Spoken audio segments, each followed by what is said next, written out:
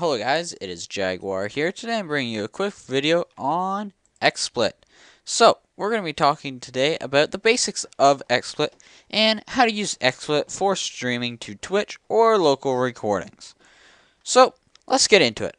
First, we're going to start off by going into General Settings. So you click on Tools, go down to General Settings, and you should see this. It's not going to look exactly like this, so let's restore my default values.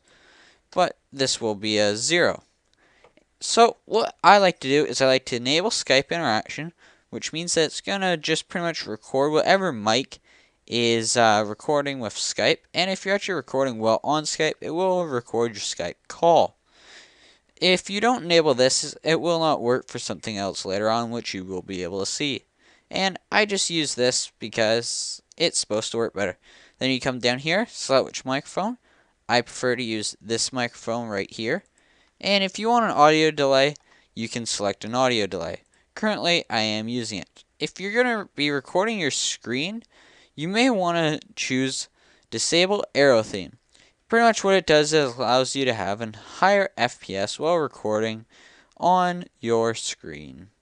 So, now we're done in the general section. Let's go over into resolutions. In resolutions, you can go through and select which resolution you want. Here you see I have 1280 by 720p selected, and it has an aspect ratio of 16:9. Then if you go down further, I have 1080p selected. And once again, you get into the much larger ones, which obviously you got your 4K, your 2Ks, and so on. I don't really need to record these, so I never do. Now you can come over here to your hotkeys, and if you choose so, you can select to have it record once you press a key. I don't really ever use it, just because I'm afraid I might hit a key and record something I don't want to, or stop recording. So now we're done in there. Now on to adding stuff into our scenes. So we're on scene 9 here, as I've used 1 through 8 already partially. So we'll rename the scene Test Scene. Okay, so now we just click off of it and that scene has been renamed. Come over here, hit add. This should pop up. You can go up to camera to add a camera in, such as your Elgato. Come over here and scale. Bring it back down. You can change aspect ratios, but it will put black around the edge where the aspect ratio has been blocked, which I don't particularly like, but I guess it's fine for really what it is, and you can't complain because this is a fairly cheap software if you do purchase it. Now you can come in an audio device. Let's select this desktop microphone, and you can hear an echo now. I'm going to turn that off just so you do not have an echo the entire time. You can add media files, which is just a file on your computer. I recommend just using a bitmap or a PNG file, as JPEGs don't necessarily work really well. I'll show you exactly what I mean by this. Here we can go into pictures, I can go into Twitch, overlay files, and we can use one of my overlays. Scale it to match the rest of our screen here, and you'll see that the overlay fits just fine. That's because I do have an alpha channeled PNG. Remember, you can remove the black out of it if you do leave it in, but it will remove any other black. I will be showing you how to do that in a moment. So let's delete that file for now. You can come down here, you can add in screen regions, which is for recording your screen. And that relates back to the disabling the arrow theme, in which I mentioned earlier. The IP camera, never really played with that, don't really know. Adding a game, obviously, is any game that you're playing you can add in. Adding Skype video, which is why I said you will need Skype chat enabled in your general settings in order for this to work properly. Next is a live stream. You're pretty limited on what live streams you can add. Title is just obviously loading components, text. You can have a URL, I'm not exactly sure why that's there, but this is kind of to explain how it all, or sorry, explain something on your stream or your broadcast, I should say, or just really putting text there for any different number of reasons. So let's go up to View, Resolution, and we can select our resolution through here, any of the resolutions that we do have checked. That's why I have multiple checked here.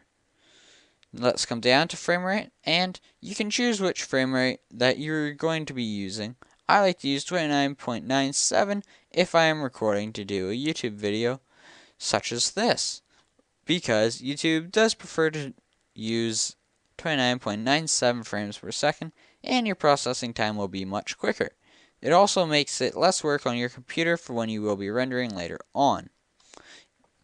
Now, if you are live streaming, you can do any other FPS, although generally 29.97 is the lowest you should go. You can do 25 if need be, but I'd say 29.97 is the minimum. Here you see where it says Custom FPS.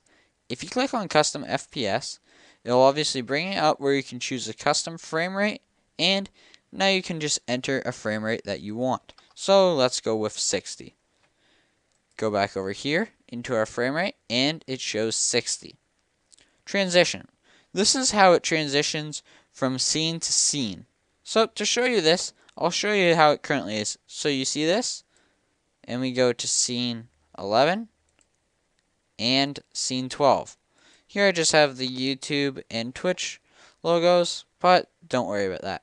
Now you can change this, and you can go move to top, and it just moves it off like that. There's different ways of doing it. Transition speed, it should default to 500, but I change it to 700 just because it does look a lot smoother to me for my desired transition projector. This is for if you have multiple screens as to which one that it's going to project onto. Now, hide viewpoint and hide scale. This is how you can do it. Currently, I have it at actual for a 720p video, which is only enclosed in this particular area that we have stretched things over. Down below will actually be larger. So on a 1080p screen, even though you select 1080, it will not completely fill your screen. You will have a gap on either side. And that is that for that. So let's go in here. You can go in, say you're going to be, oh, pardon me. Well, you can go add channel, Twitch, select it, authorize your account. Once you have authorized your account, you will come up to this. My account's already been authorized. You can test your bandwidth. It will tell you what your bandwidth is, whether it's good for your current bit rate, which we'll get to in a moment. And it will pretty much overall just tell you what server. The Chicago, Illinois server is the one I connect best to. Remember, the server that you are closest to is not always the best one, as when you click down, you should be looking for the last. The last will give you an idea, but the average is what you should really be looking for, and the jitter, you ain't gonna look for that too much unless you really know what you're doing. So now onto our bitrate. Bitrate is the amount of data that you will either be streaming or recording per second. It's done in kilobytes per second. So 3,000 kilobytes per second equals 3 megabytes per second. This is what I use while doing 720p video at 30 frames per second, as I believe this looks the best. So mode, CBR or VBR, pretty much everything you do, whether it be for YouTube, Twitch, or your personal recording, should be in CBR. That is just due to most things do like how that finally records and streams too. Now, you can come down here. I have strict CBR on, keyframe interval at 2, preset faster. Obviously my buffer, video size is default. That way you can change it through the broadcast, through the view option up here.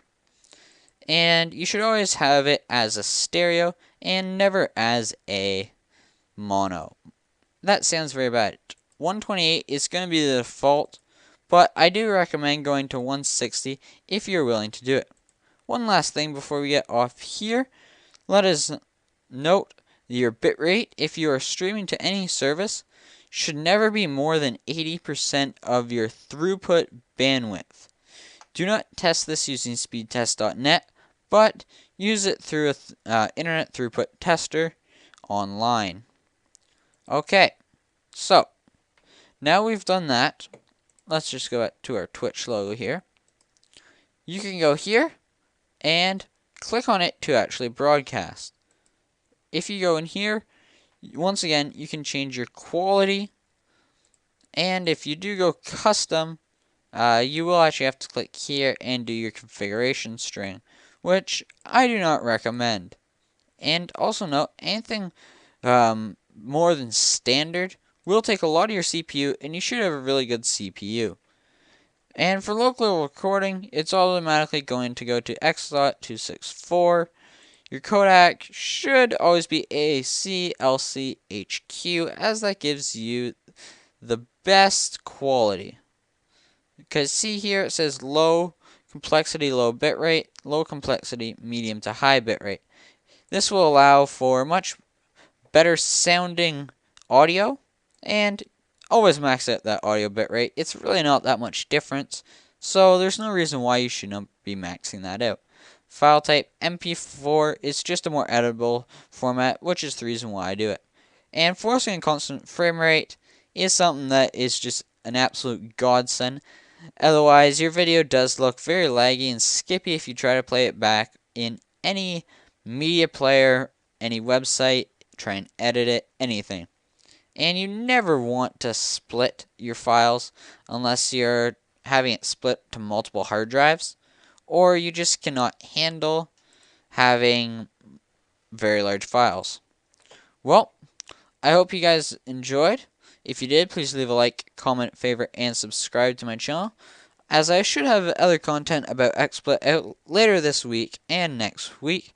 If you're watching this after this has gone live for a while, you can check around my YouTube page and see what other content I have that may help you out with Twitch, or just using XSplit in general. Thank you for watching.